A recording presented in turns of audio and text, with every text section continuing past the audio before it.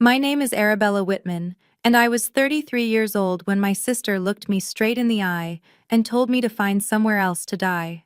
3 days after our parents' funeral, while I was still leaning on a cane from the car accident that nearly killed me 2 years earlier, Camilla stood in the doorway of the only home I had left and said those words without a flicker of emotion. She came with moving boxes. She came with her husband. And she came with a kind of cruelty I never imagined she was capable of. Our parents had just been laid to rest. The flowers on their graves hadn't even begun to wilt. And yet my sister, my own blood, was forcing me out of the house where I had spent the last 2 years recovering, healing, and caring for the very people she rarely visited. She thought I had nothing. She thought I was useless. She was wrong. Before I tell you what happened 3 days later at the lawyer's office, take a moment to like and subscribe, but only if this story truly resonates with you. And let me know in the comments where you're listening from and what time it is there. To understand why those words cut deeper than any blade, I need to take you back to the moment everything first unraveled. 2 years before my parents passed away, I was working as a historic restoration and interior restoration designer in Ashton, Virginia. I specialized in bringing old homes back to life, properties most people had written off, places with history etched into their walls. I worked with private clients, restored heritage estates, and had just secured a major project connected to a local preservation society. The project fell through after the accident. Life was steady, life made sense. Then a drunk driver ran a red light. I don't remember the impact. What I remember is waking up in a hospital room, my spine reinforced with metal rods, while doctors spoke carefully, too carefully, about the possibility that I might never walk again. The surgery lasted 11 hours. The recovery, they said, would take years. My apartment had stairs I couldn't climb. My studio had projects I could no longer oversee. And my savings had limits that hospital bills did not respect. So when my parents offered me the guest room on the first floor of their house, I said yes. I moved back into the home where I grew up, into the bedroom that still held my high school track trophies on a dusty shelf, quiet reminders of a body that once worked without permission. For 18 months, I lived in a wheelchair.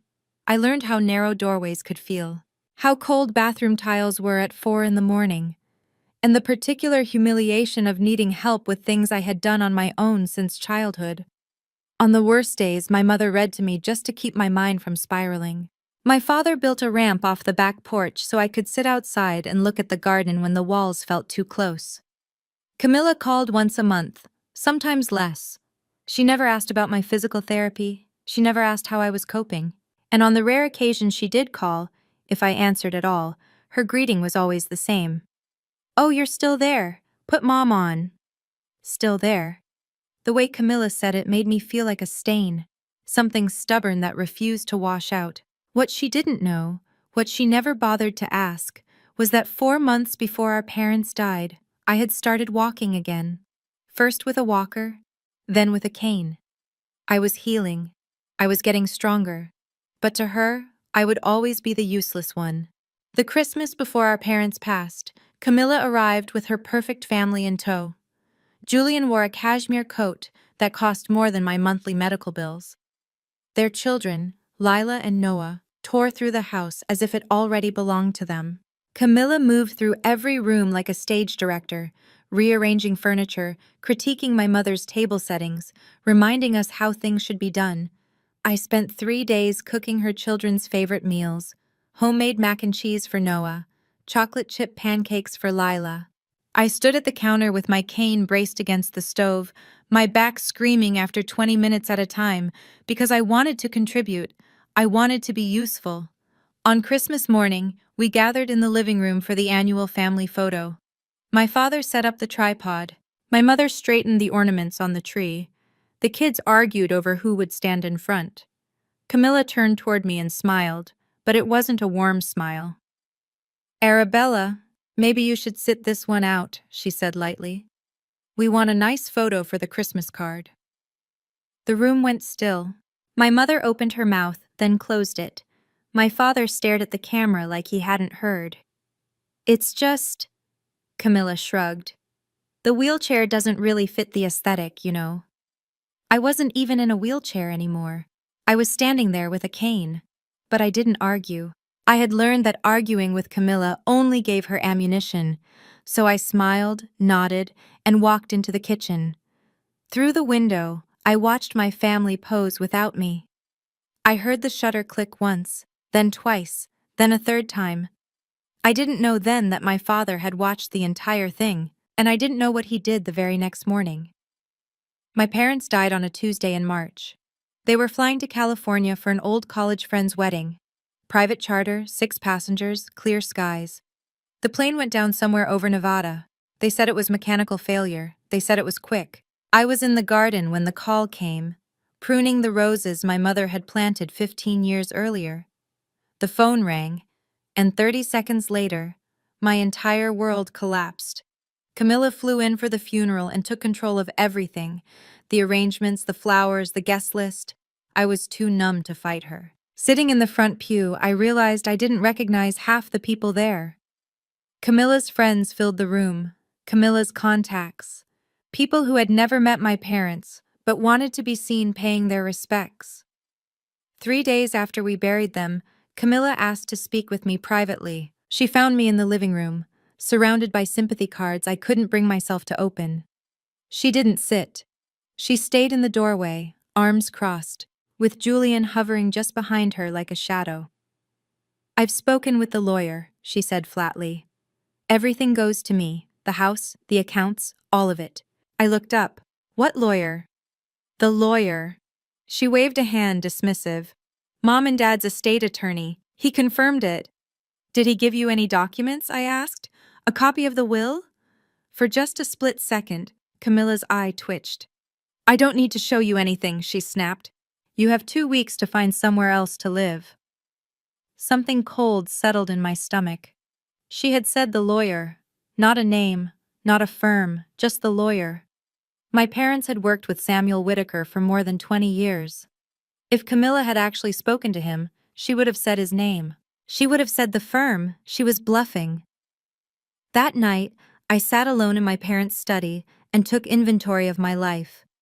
No job.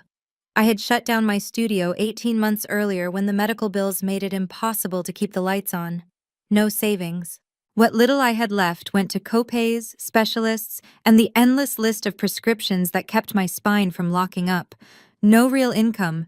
Disability payments barely covered the basics. And now, apparently, no home. I looked around the room. My father's desk, worn smooth by 40 years of use. My mother's reading chair, the fabric faded where her head always rested. The window that overlooked the garden we had built together. Her planting, my design, both of us dreaming about what it might someday become. This house wasn't just 4 walls and a roof. It was where I took my first steps, where I learned to ride a bike in the driveway, where my mother taught me how to cook, and my father taught me how to argue without raising my voice. Every room held a memory. Every corner carried a piece of them. If I walked away now, I wouldn't just be losing a house. I would be losing my parents all over again. And worse, I would be proving Camilla right. I would be accepting her version of me, that I was useless, that I didn't belong here, that I was worth nothing. I couldn't accept that. I wouldn't. I started opening drawers searching for anything, some sign that Camilla was wrong. In the bottom drawer of my father's desk, beneath old tax returns and faded photographs, I found a business card. Samuel Whitaker, estate attorney. I flipped it over. On the back, in my father's careful handwriting, were 6 words. "Call him. He knows everything." My father never left notes. Never. So why this one? 3 days later, Camilla came back. I was in the living room, practicing walking without my cane. My physical therapist said I was ready to try, and I wanted to prove, to myself, more than anyone, that I could do something on my own. The front door slammed open. Camilla walked in carrying cardboard boxes, Julian trailing behind her with more. She dropped them at my feet, the hollow thud echoing through the room. "Pack your things," she said. "You have until Friday." Camilla, I need more time, I said. I'm still. Still what? She snapped. Still pretending to be sick? I was in a car accident, I said. You know that, 2 years ago. She kicked one of the boxes toward me. You've milked it long enough. Julian shifted uncomfortably. Honey, maybe we should stay out of this. Behind me, I heard movement in the kitchen. Helen, the nurse who had cared for my parents in their final months, stepped into the doorway, her eyes wide. Beside her stood Margaret, Maggie, our neighbor of 40 years, holding a casserole she had come to drop off. They both heard what came next. Camilla stepped closer, close enough that I could smell her perfume, something expensive, sharp, and unforgiving. She looked at me the way you look at something that needs to be thrown away. Find somewhere else to die, she said. You're useless now. The words just hung there. Helen made a small, involuntary sound. Maggie's hand flew to her chest. Camilla didn't even glance at them. To her, they didn't exist. They weren't important. But I noticed something then. Helen quietly pulled a small notebook from her pocket and wrote something down. Quickly, discreetly. The way she used to jot notes during a patient check. At the time, I didn't understand why. Later, I would. Maggie was the first to move. She stepped forward, her 72-year-old frame suddenly rigid with a kind of anger that only decades of loyalty can produce. She had known my mother since before I was born. She had held me as a baby. She had watched both Whitman girls grow up, and she had clearly chosen a side. Camilla Whitman Hale, Maggie said, her voice sharp enough to cut glass. Your mother would roll in her grave if she heard you right now. Camilla turned slowly, her face settling into polite confusion. I'm sorry. Who invited you into this conversation? I've known this family for 40 years, Maggie shot back. Longer than you've been alive, young lady. This is family business. Maggie stepped closer to me, her hand finding my arm. Prudence loved both her daughters, she said evenly. But she wasn't blind, Camilla. None of us were. Something flickered across Camilla's face. Uncertainty, maybe. Or just irritation at being challenged. Julian reached for her elbow. Cam, come on, we can talk about this later. Don't touch me, she snapped, yanking her arm away. My mother left me in charge. Not her, not some neighbor who thinks she has a say. Your mother didn't leave you in charge of anything, Maggie said quietly. The room went still. Camilla's jaw tightened. Her gaze darted from me to Maggie to Helen, still standing in the kitchen doorway, her notebook in hand. Fine, Camilla said at last. She grabbed Julian's arm and dragged him toward the door. Friday, she called over her shoulder. I want you out by Friday. The door slammed shut. Maggie squeezed my arm gently. Don't you worry, honey. This isn't over, Maggie said. I wished I could believe her. The next morning, Julian came back alone. I found him standing on the porch, hands buried in his pockets, looking like a man who had already lost an argument with his own conscience. When I opened the door, he flinched. Camilla doesn't know I'm here, he said quickly. Can we talk? I let him in. We sat in the living room, him perched on the edge of my mother's chair, me on the couch with my cane resting against the armrest. He wouldn't meet my eyes. Look, he began, gesturing vaguely toward the door, toward yesterday. Camilla's under a lot of pressure. Pressure, I repeated. To throw her disabled sister out of her dead parents' house? He winced. It's not personal, Arabella. We just really need the money. I went very still. Need? I said. The house alone is worth... He stopped himself, swallowed. I mean, the estate should be settled quickly, for everyone's sake. Julian, I said quietly, leaning forward. What's actually going on? He stared at the ceiling, then the floor, anywhere but at me. A long silence stretched between us. Finally, he spoke in a voice barely above a whisper. We're in trouble. The investments I made last year, they didn't pan out.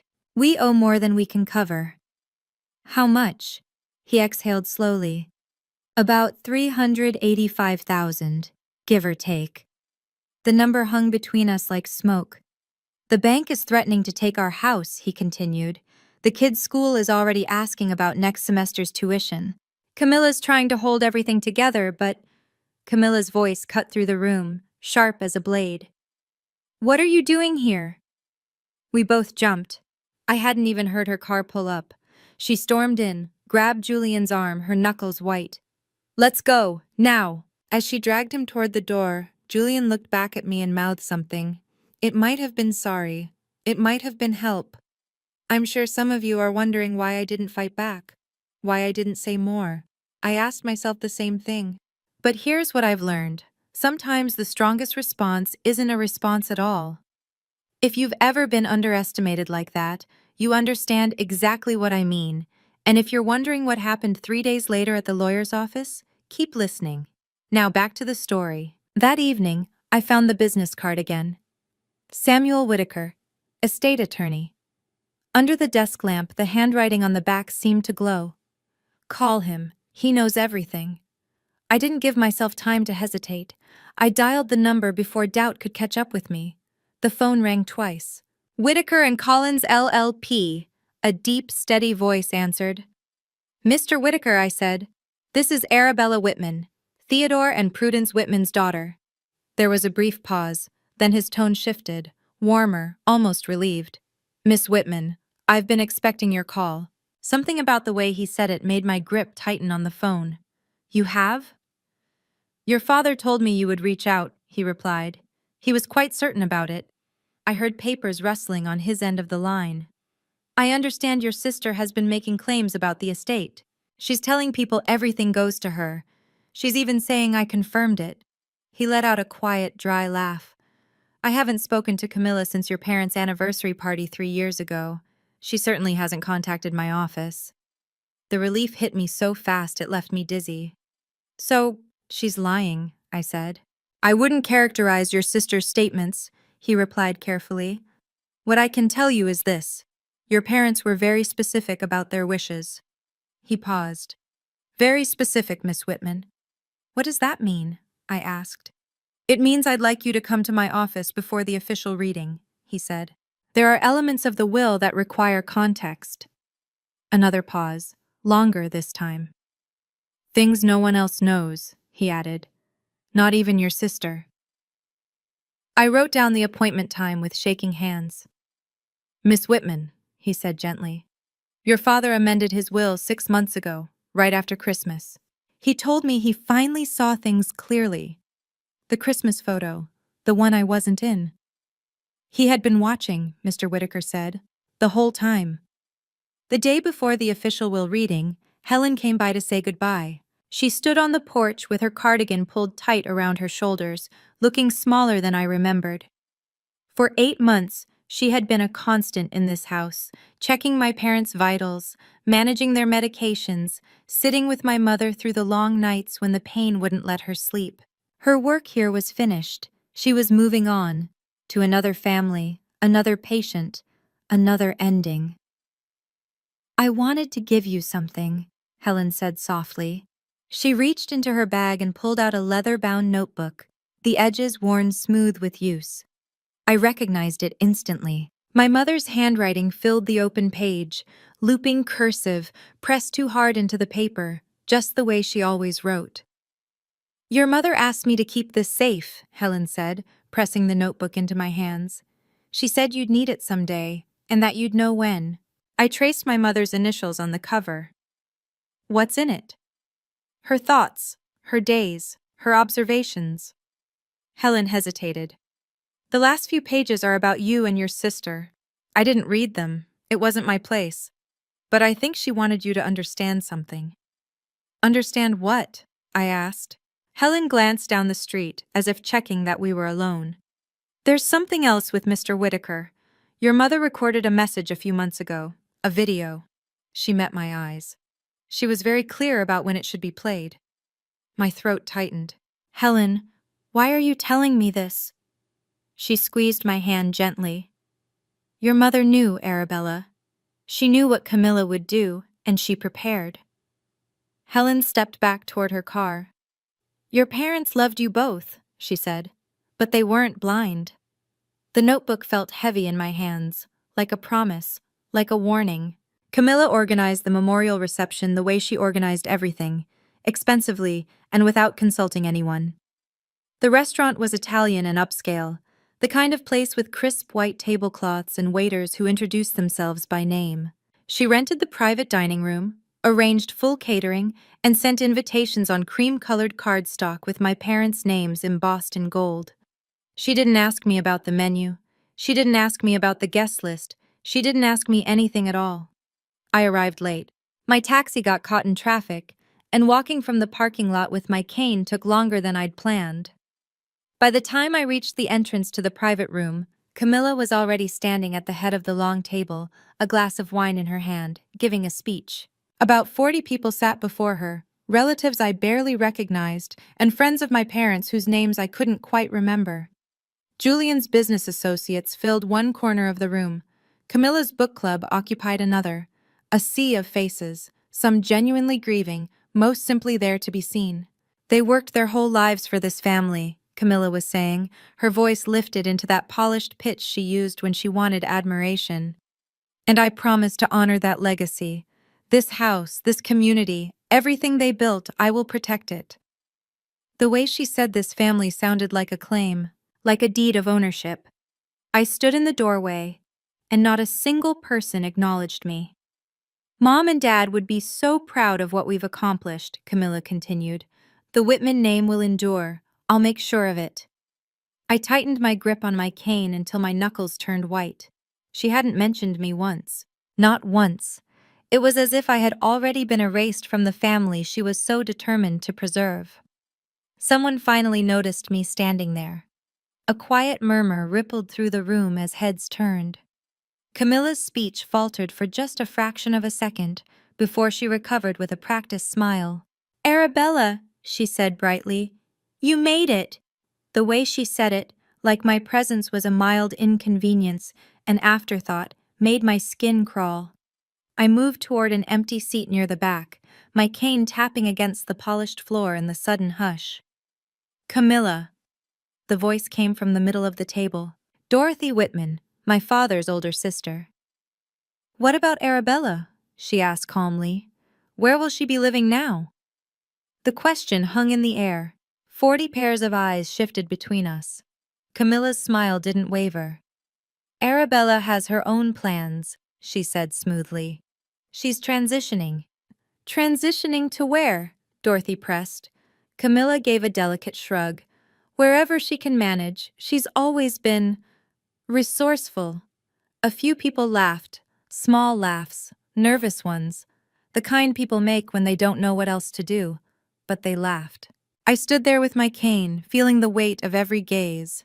Some faces held pity, some judgment. Most looked away, uncomfortable, eager to return to their wine and quiet conversations. Camilla glided past me to greet someone at another table. As she passed, she leaned in close enough that only I could hear. "I told you to stay home," she whispered. "You're embarrassing yourself." I didn't respond.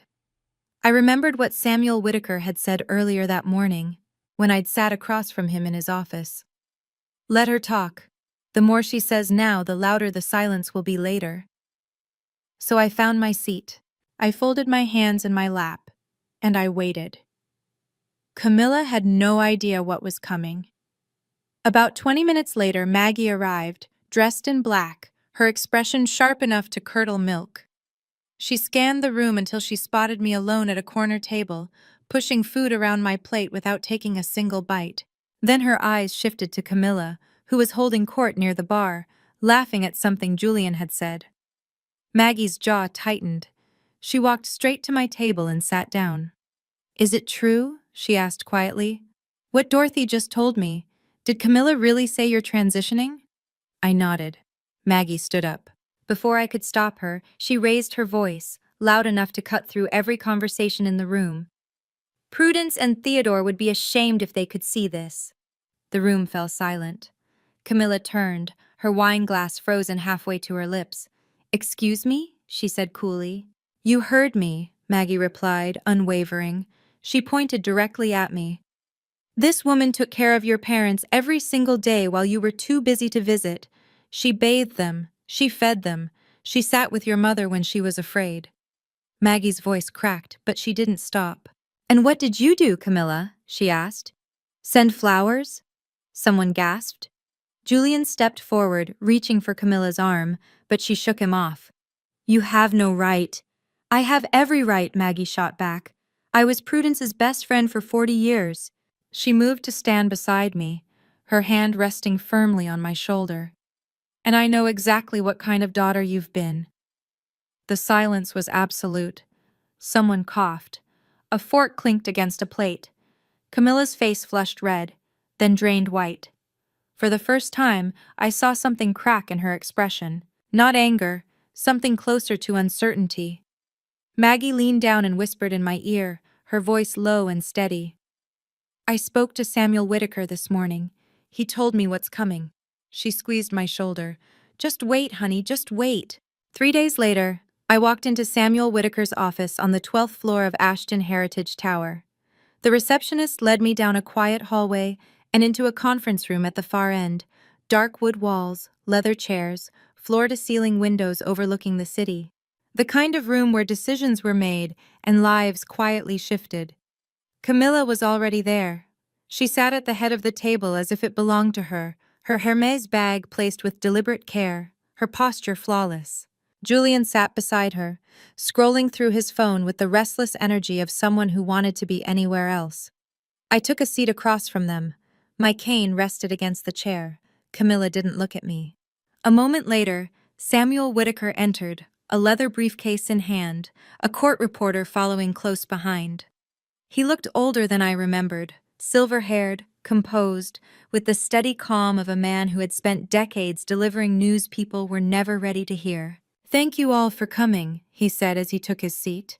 Before we begin the formal reading, there are a few matters I need to clarify. He opened a manila folder and turned his attention to Camilla. Mrs. Hale, he said evenly, have you ever seen the complete will your parents filed with my office? Camilla straightened. Of course. I've seen the will. It was in my mother's nightstand. The document in the nightstand, Mr. Whitaker repeated, nodding slowly. Can you describe it? 4 pages, she said without hesitation. Standard legal language. Everything left to me as the eldest daughter. Mr. Whitaker removed his glasses and polished them with a cloth. The motion was unhurried, almost deliberate. Mrs. Hale, he said quietly. Have you ever seen the complete will? Or only the summary your mother kept as a reference copy? Camilla's fingers tightened around her bag. For the first time her smile vanished. What are you talking about? She snapped. That was the will. Mr. Whitaker opened his briefcase and withdrew a thick document bound in blue legal backing. He placed it squarely on the table between us. This, he said, is your parents' last will and testament. 32 pages. Executed 6 months ago in this office. Witnessed by 2 of my associates, notarized, and formally filed with the Virginia Probate Court. Camilla leaned forward. That's impossible, Camilla said sharply. I saw the will. It was dated 5 years ago. What you saw, Mrs. Hale, Samuel Whitaker replied evenly, was a preliminary draft. Your parents kept it in their nightstand as a reference copy, but they made significant changes to their estate plan before their passing. He tapped the thick document on the table. This is the legal version, he said, the only version that matters. Julian's phone slipped from his hand and clattered onto the table. He didn't reach for it. This is fraud, Camilla snapped, pushing her chair back as she stood. You're helping her commit fraud. She probably forged it. Mrs. Hale. Mr. Whitaker's voice didn't rise, but it hardened. I have been your family's attorney for 22 years. I drafted your parents' first will when you were 15. I do not commit fraud, and I don't appreciate the implication. Camilla opened her mouth, then closed it. Her hands were shaking. Sit down, Mr. Whitaker said. It wasn't a request. She sat. I watched my sister's face cycle through disbelief, then anger, then something closer to fear. When she finally looked at me, there was something new in her eyes, something that looked almost like panic. They wouldn't do this, she whispered. They wouldn't. Mr. Whitaker began turning the pages. Perhaps we should let your parents speak for themselves. The room felt smaller, the air thinner. I knew in that moment that everything was about to change. He read slowly, deliberately, giving weight to every word. To our daughter, Camilla Whitman Hale, we leave our investment portfolio, valued at approximately $13,200,000, to be held in a managed trust. Camilla made a sound like she'd been punched. Camilla may withdraw a maximum of $45,000 per year, he continued, with the remainder to be distributed to her children upon their 30th birthdays. A trust? Julian blurted out, leaning forward. What do you mean, a trust? We need that money now. Mr. Whitaker didn't look at him. The document includes a letter from your parents explaining their reasoning, he said. Shall I read it? Yes, I said, before Camilla could object. Mr. Whitaker adjusted his glasses. We love Camilla with all our hearts, he read. But we have watched her struggle with financial decisions throughout her adult life. We have seen money disappear into ventures that never materialized. We do not wish for our life's work to be lost within a year of our passing. He paused. The trust is not a punishment, he continued. It is protection. Camilla's face drained from white to gray. Julian stared down at the table like he wanted it to open up and swallow him whole. Samuel Whitaker turned several more pages. Regarding the family home and surrounding property, he said calmly, valued at approximately $3,750,000. I stopped breathing. We leave our home to our daughter, Arabella Whitman, he read, with the condition that it may not be sold for a period of 10 years. My hands began to tremble. Arabella has been our comfort and companion through our final years, he continued. She has tended our garden, held our hands, and given us peace. The house belongs to her. She has earned it. My vision blurred. Somewhere far away, Camilla was speaking, objecting, demanding, insisting. But I couldn't hear her anymore. All I could hear were my parents' voices, reaching for me across the silence they'd left behind. There is one more thing, Mr. Whitaker said. He reached into his briefcase and removed a small USB drive. Your parents recorded a video message to be played at this reading. They were very clear about that. Camilla's head snapped up. What video? She demanded. I never knew about any video. That was the point, Mrs. Hale, Mr. Whitaker replied. He connected the drive to a laptop. A moment later, the screen on the wall flickered to life. My mother appeared, seated in the living room, in her favorite chair by the window. My father stood behind her, one hand resting on her shoulder. They both looked tired. They also looked resolute. Girls, my mother began softly, if you're watching this, it means we're gone. And it means things unfolded the way we feared they might. My father spoke next. Camilla, you are our firstborn. We've loved you since the moment you arrived. But love does not mean blindness. The room was utterly still. We've watched how you treat your sister, he continued. We've seen the way you dismiss her, diminish her, push her aside. My mother's eyes glistened as she leaned forward, her voice steady despite the emotion beneath it. Arabella, you are not useless. You never were. My mother's voice was steady, even as her eyes filled with tears. You are our quiet strength. While Camilla chased things that glittered, you stayed. You cared. You showed up. My father nodded. We changed our will after Christmas, he said. After we watched Camilla exclude you from the family photo. After we heard her tell your mother that you were dragging us down. His voice cracked. We weren't going to let our deaths become another way for you to be erased. My mother leaned closer to the camera. We hope you can reconcile. We truly do. But if you can't, if Camilla continues down this path, at least Arabella will never be thrown out of her own home. The screen went dark. I couldn't see through my tears. But I heard Camilla's chair scrape sharply against the floor as she stood and walked out of the room without saying a word. If you've ever had someone in your family finally see your worth, even if it came too late, you know exactly how that moment felt. And if you're wondering what Camilla did next, trust me, the story wasn't over. The real confrontation was just beginning. Camilla didn't get far. I found her in the hallway outside the conference room, leaning against the wall with her arms wrapped tightly around herself. Julian stood a few feet away, phone pressed to his ear, whispering urgently to someone. A bank, maybe. A creditor. The people circling their lives like sharks.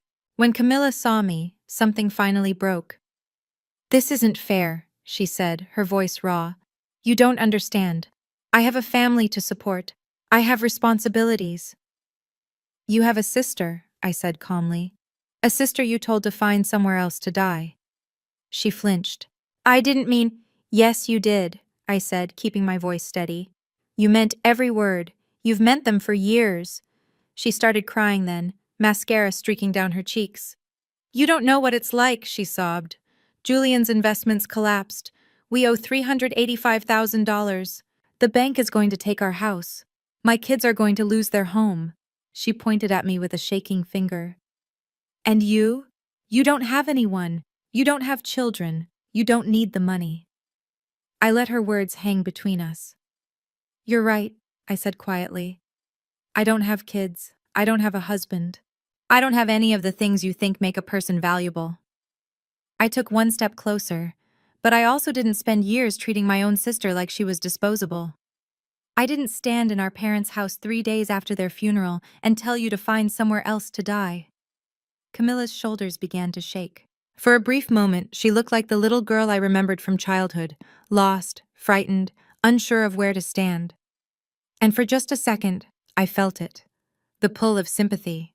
Then I remembered the years, the way she spoke to me, the way she erased me, the way she made me feel like I took up too much space simply by existing. And I remembered something else too.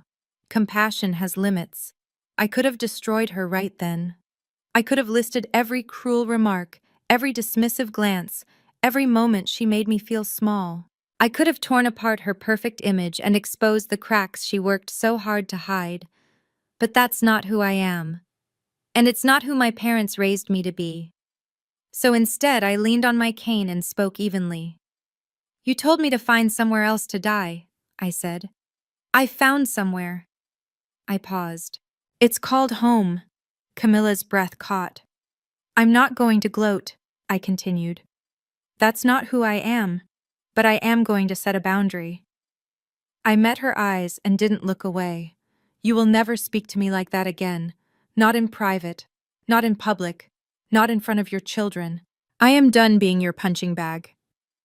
She stared at me like she was seeing me for the first time. "I have a proposal," I said calmly. "The trust gives you $45,000 a year. That's not nothing, but I know it won't fix what you're dealing with right now." I took a slow breath. "I'm willing to loan you what you need to pay off the bank. No interest. Reasonable terms. Enough to save your house and keep your kids in school." Camilla's mouth opened, then closed. "But there's one condition," I said, raising my hand. "You apologize, publicly, at a family dinner, in front of everyone who was at that memorial reception.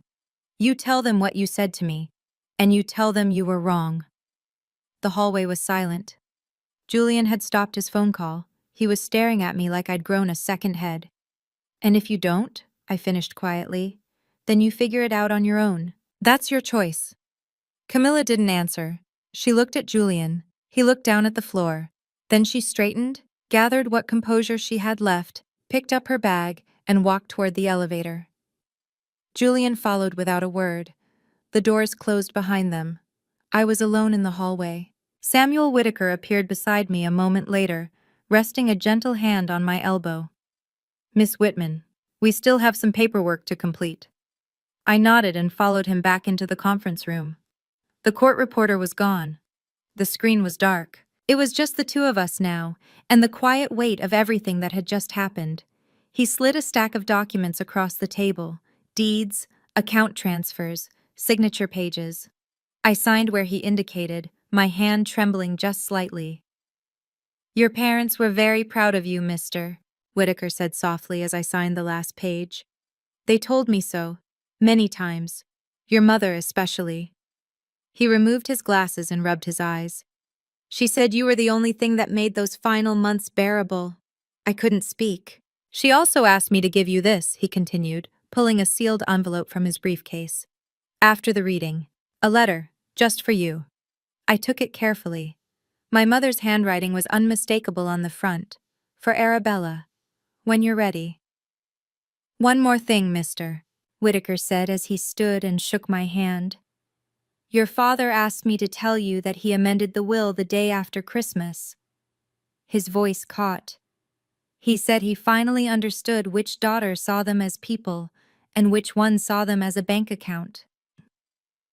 I walked out of that office with the deed to my childhood home, a future secured by the choices my parents had made, and my mother's letter pressed against my heart. It didn't feel like victory, it felt like grief. 1 month later, I moved into my parents' bedroom. At first, it felt strange, sleeping where they had slept, waking up to the same view of the garden my mother had looked out on every morning for 30 years. But it also felt right. Like they had saved the space for me. I kept up my physical therapy 3 times a week. Most days, I didn't need the cane at all anymore. I was walking on my own, cooking my own meals, slowly allowing myself to imagine what a future might look like. The neighborhood changed in subtle ways. People who had attended the memorial reception, the ones who laughed when Camilla called me resourceful, now crossed the street when they saw me coming. Word spread quickly about the will reading, about the video, about what Camilla had said, and about what she had lost. People were embarrassed. Good. Camilla and Julian sold their house for $620,000. After paying off their debts, there was barely enough left for a security deposit on a modest 2-bedroom apartment in a town nearly 40 minutes away. Julian was let go from his firm when his failed investments came to light. Something about unreported losses and furious clients. He found work at a regional bank after that, for a fraction of his former salary. Their children transferred from private school to public. Camilla told people it was because the public school had a stronger arts program. No one believed her. 3 weeks after the reading, my phone rang. It was Camilla. "Is your offer still available?" she asked. Her voice was flat, drained. "Yes," I said. "I'm not ready to apologize yet." I was quiet for a moment. "Then I'm not ready to write a check." The line went dead, but she had called. That mattered. It wasn't forgiveness, but it might have been the beginning of accountability. 2 months after the reading, I finally opened my mother's notebook. I had carried it with me since Helen handed it to me, kept it on my nightstand, sometimes held it in my hands as I fell asleep, but I hadn't been able to read it. The thought of hearing my mother's voice again, even through her handwriting, felt like reopening a wound I wasn't sure would ever close. That night, sitting alone in her garden beneath the stars, I was ready. The early entries were ordinary: grocery lists, doctor's appointments, notes about the weather, which plants were blooming. My mother had always been practical, even in private. Then I reached the last 10 pages. They were about Camilla. "I love my eldest daughter," she wrote. "But I worry for her. She chases things she can never catch. Approval, success, the appearance of perfection. I hope she finds peace someday. I hope she realizes what she has is enough." Then she wrote about me. "Arabella doesn't know how much she saved us after the accident, when she moved home. I thought I was taking care of her, but she was taking care of us." I closed the notebook and pressed it to my chest. For the first time since everything fell apart, I felt something settle. Not triumph, not revenge, just the quiet certainty that I had been seen. 6 months after my parents' passing, I returned to work part-time. I eased back in as a consultant for a historic restoration studio in Ashton, taking on small projects that didn't demand too much physically. It felt good to use my hands again, to see something meaningful take shape because I was there. My first real project was the garden behind my parents' house. My mother had planted roses and hydrangeas and kept a small vegetable patch that had grown wild in the months since she could no longer tend it. I redesigned the space carefully, kept her roses, added gentle pathways, built a small bench where I could sit and remember. It was the first thing I'd created since the accident. It wouldn't win awards, but it was mine. It was home. 4 months after the will reading, Camilla sent a letter. Not a phone call, not a visit. A letter. I've been thinking about what you said, she wrote. About what I said. About all of it. I'm not ready to apologize in front of everyone. I don't know if I ever will be. But I'm trying to understand how I became this person. And I'm sorry. Even if I can't say it out loud yet. I'm sorry. I read it 3 times. Then I placed it in my desk drawer beside my mother's notebook and my father's business card. It wasn't the apology I asked for. It wasn't public. It wasn't full accountability. But it was something. We weren't close after that. We probably never would be. But we could be in the same room without pretending the other didn't exist.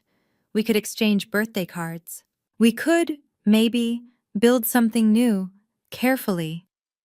My name is Arabella Whitman. I was told I was useless. I was told to find somewhere else to die. But I didn't disappear. I didn't beg. I didn't become bitter. I stayed. I healed. And I learned something my family never understood. Your worth is not decided by the people who benefit from your silence. Sometimes, the strongest thing you can do isn't fighting back. It's choosing yourself. It's setting boundaries. It's refusing to accept a version of you that was never true. If this story resonated with you, if you've ever been underestimated, dismissed, or made to feel invisible by your own family, know this: you are not alone, and you are not wrong for protecting yourself. Type "Boundaries Matter" in the comments if this story hit close to home. And if you're comfortable, share a piece of your story below. I read every single comment. If you want more real stories about family, betrayal, and finding strength where no one expected it, check out the next video in the description. And don't forget to like, subscribe, and turn on notifications so you don't miss what comes next. Thank you for listening. Thank you for being here.